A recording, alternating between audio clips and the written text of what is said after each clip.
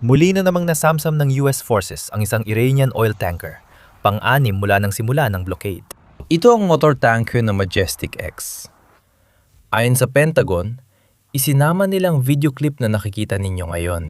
Bukod pa dyan, 33 barko na ang pinabalik at pinilit na bumalik sa mga pantala ng Iran dahil sa blockade mula na magsimula ito mga 12 araw na ang nakalipas. Ibig sabihin, direkta talagang sinisira ng blockade ang ekonomiya ng Iran sa ating harapan. Nawawalan sila ng humigit kumulang $400 milyong sa export bawat araw at mga $200 milyong naman sa import. Grabe na ang sitwasyon. Pati ilang miyembro ng IRGC at mga besieged members ang nagrereklamo na hindi natatanggap ang buwan ng sahod na ipinangako sa kanila. Nagkakaproblema ang Iran sa pasahod. Napag-usapan na natin ito dati. Simula na magsimula ang digmaan at dahil sa krisis sa ekonomiya na tumatagal na ng 12 buwan, nagkaroon na ng mga pagkaantala sa pasahod na nakakaapekto sa mga puwersang pansiguridad ng Iran. Bumababa na ang moral at dahil sa blockade, tiyak na mas lumala na ito. Naunawaan ng Islamikong Republika na napakadelikado ng sitwasyong ito dahil ganito mismo nagsimula ang Islamikong Revolusyon 47 taon nang nakalipas. Kung babalikan natin ng kaunti, noong 1978 ang ekonomiya ng Iran ay bumagsak ng husto. Malaking bahagi ng dahilan kung bakit naging matagumpay o posible ang revolusyon ay ang pagbagsak ng ekonomiya na nangyari sa mga taon bago ito. Tinamaan ng welga ng manggagawa ang sektor ng langis ng Iran, nagulugod ng kanilang ekonomiya. Ang mga manggagawa sa mga oil refinery ay literal na iniwan ng kanilang trabaho. Bumagsak ang produksyon sa magdamag at pagkatapos ay tumigil ang pag-export mula sa mga pantala ng Iran. Oh, hulaan mo kung anong nangyari? Kapag huminto ang pagpapadala ng langis, titigil din ang pagpasok ng pera at hihinto ang lahat, pati sahod ng gobyerno. Ang mga taong nagtatrabaho para sa gobyerno ay hindi na nakakatanggap ng sahod. At pinakamahalaga, ang katapatan ng mga puwersa ng seguridad, ang mga taong inaasahan ng Shah para manatili sa kapangyarihan ay unti-unting nawala. Hindi agad naging revolusyonaryo ang mga taong ito. Pero dahil hindi na sila binabayaran, tumigil silang lumaban para sa Shah na di sumusuporta sa pamilya nila. Ngayon, mas mabilis itong nangyari kaysa sa iniisip ng marami. Heto ang mga petsa. Disyembre, 1978, halos tumigil ang pag-export ng langis. Pagsapit ng kalagitnaan ng Enero, 1979, 45 araw lang ang nakalipas, tumakas na ang Shah palabas ng bansa. Ngayon, naulit-ulit ito. Alam ng mga namumuno ng Islamikong Republika kung gaano ito kapanganib. Malaking epekto ang mga parusa sa export ng langis ng Iran.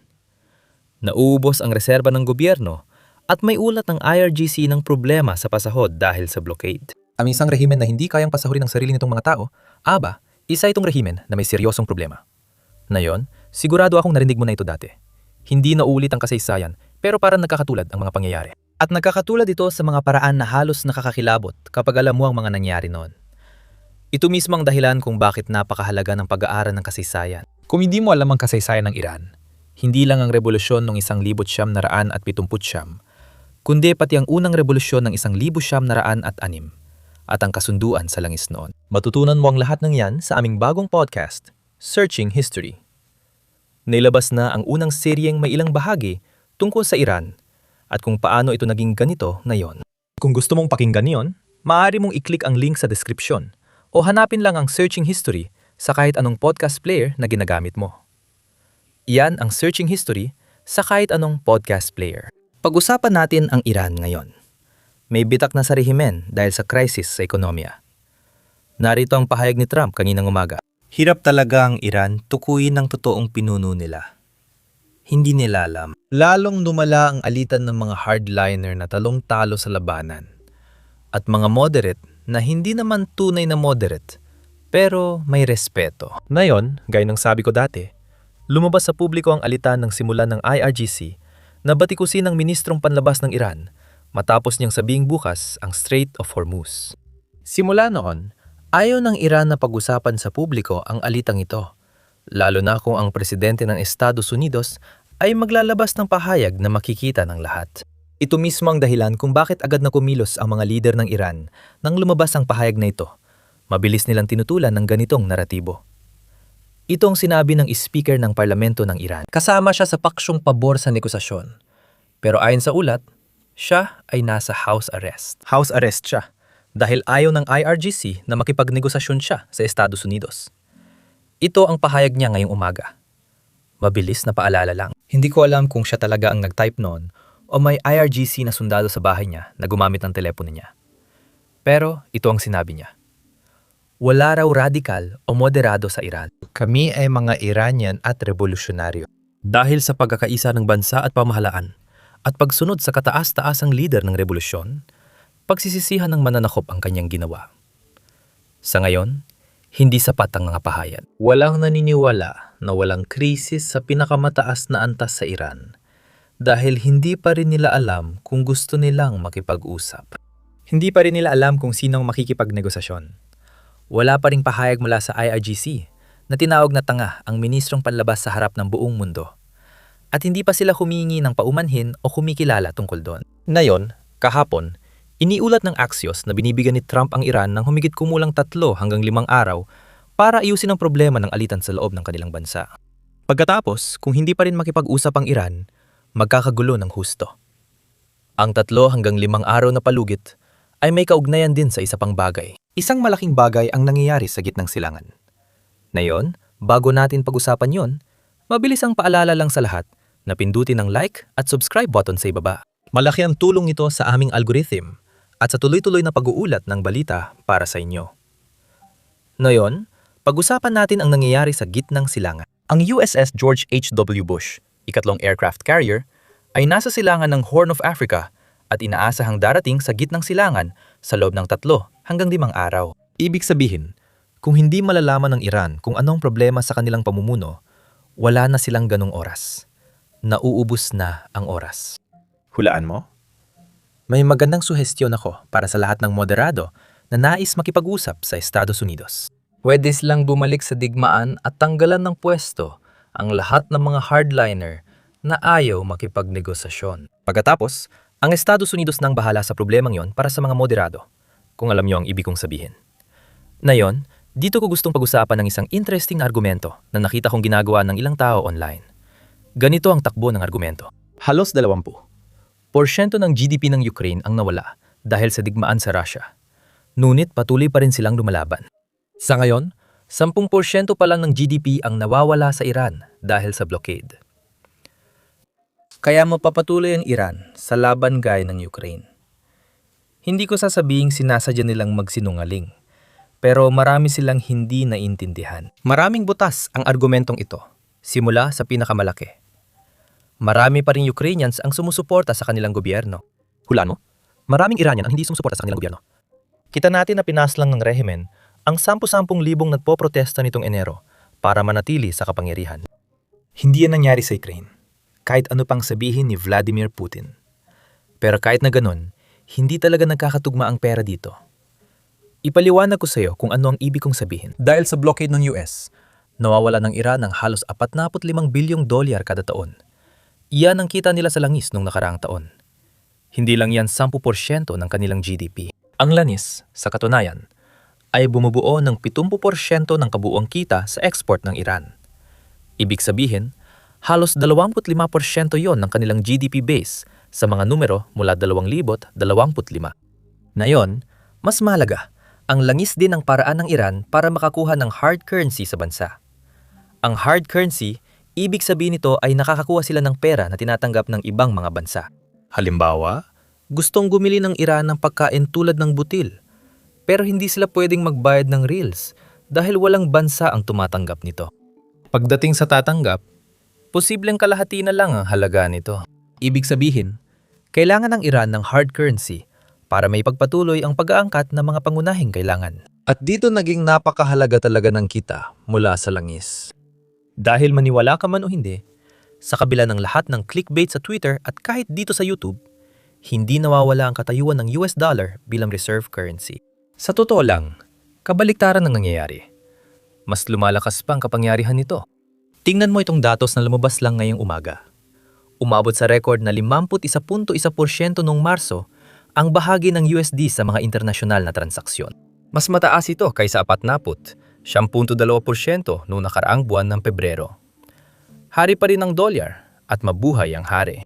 Dahil sa mga parusa, isa sa ilang paraan ng Iran para makakuha ng dolyar ay ang pagpapadala ng langis nilang sakop ng sanctions gamit ang shadow network para makakuha ng perang pambili ng mga import na kailangan nila.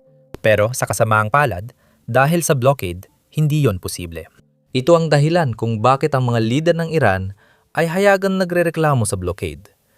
Kahit sila rin ang unang nagsimula ng blockade war na ito. Sila ang nag-blockade sa mga bansa sa Gulpo at sa Strait of Hormuz. Tumugon naman ang US sa pagpapatikim sa Iran ng sarili nitong gamot. At hulaan mo?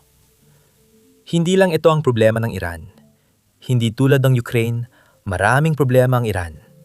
Heto pang isa. Sa administrasyon ni Biden, malaki ang tulong ng Estados Unidos sa Ukraine. Pero alam kong hindi na nito tinutulungan ang Ukraine na yon, kahit sa usapin ng ayuda. Kahapon lang, ipinasa ng EU ang isang loan package na nagkakahalaga ng $100 at $9 bilyong para sa Ukraine, para may pagpatuloy nila ang pakikipaglaban. Walang ganong klase ng mga kaalyado ang Iran. Sa katunayan, ang mga kaalyado ng Iran ay ginagawa pa nga ang kabaliktaran ng pagtulong sa Iran. Tingnan mo ang sinabi ni Pangulong Xi Jinping, 2 araw ang nakalipas. Ayon kay Xi Jinping, dapat bukas ang Strait of Hormuz para manatiling normal ang pagdaan doon, alang-alang sa mga bansa sa reyon at sa pandaigdigang komunidad. Hindi ito pagiging masamang kaibigan ng China, kundi pagprotekta lang ng China sa sarili nitong interes. Kumukuha ang China ng 11% ng langis mula sa Iran at 40% naman mula sa ibang bansa sa Gulpo, gaya ng UAE, Saudi Arabia, Kuwait, Bahrain at posibleng Iraq. Hindi magbibigay ng perang China sa Iran para labanan ng Estados Unidos. Gusto lang ng China na manatiling bukas ang Strait of Hormuz para makuha ang langis na kailangan nila. At kahit hindi problema ito at hindi gaanong umaasa ang China sa mga bansa sa Gulpo, hindi pa rin nila kayang magbigay ng pera sa Iran. Iyan ang punto ko. Kamakailan, may ulat na hinihiling ng China sa IMF na sagipin ang mga bangkong Chino nagpautang sa ilalim ng Belt and Road Initiative.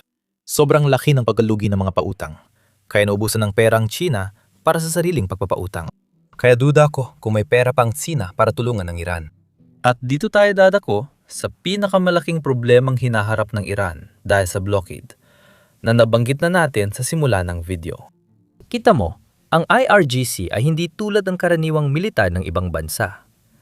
Sa totoo lang, hindi pa ito tunay na militar ng Iran. Ang IRGC ay nangangahulugang Islamic Revolutionary Guard Corps. Isa itong militar na nakalaan para sa Islamic Revolution, hindi para sa mga mamamayang Iranian. At iyan ang dahilan kung bakit hindi talaga ito bahagi ng budget ng Iran tulad ng ibang mga militar sa buong mundo. Hawak ng IRGC ang industriya ng langis sa Iran at dito nila kinukuha ang pondo para sa kanilang mga aktibidad. Ngayon, hindi na nila ito nabebenta. Kaya ang IRGC ay hindi talaga nakakakuha ng pera. Wala silang pumapasok na pera. Kaya sa simula ng video, tinalakay natin ang problema sa pasahod ng IRGC.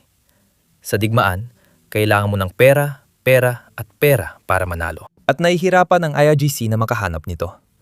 Kaya naman sinusubukan ng IRGC na gumante. Bilang ganti sa US blockade, sinamsam ng IRGC ang 2 barko kahapon sa kipot ng Hormuz. Ipinakita ang mga helicopter at sundalong Amerikano na bumababa. Ngayon, naalala nyo ba yung video na nakita natin sa simula ng video o yung clip na nakita natin sa simula? Nakita nyo kung paano bumababa ang mga sundalong Amerikano mula sa helicopter para sakupin ang barko? Naglabas ang Iran ng sarili nilang footage para ipakita ang pagsamsam. Ngunit may kahina-hinala sa video ng IRGC. Makikikita nyo ang malit na bangka ng Iran na lumalapit sa malaking cargo ship. At bigla na lang, binuksan ng isang crew member ang gilid ng barko at ibinaba ang hagdan para makapasok ang mga miyembro ng IRGC. Ngayon, aaminin ko, hindi ako eksperto sa pagpapadala o Navy. Pero isa akong normal na tao, tama ba? Kung may nagpaputok sa barko o kotse ko, hindi ko bubuksan ang pinto kapag lumapit sila. Kaya para sa akin, kahina-hinala talaga ito.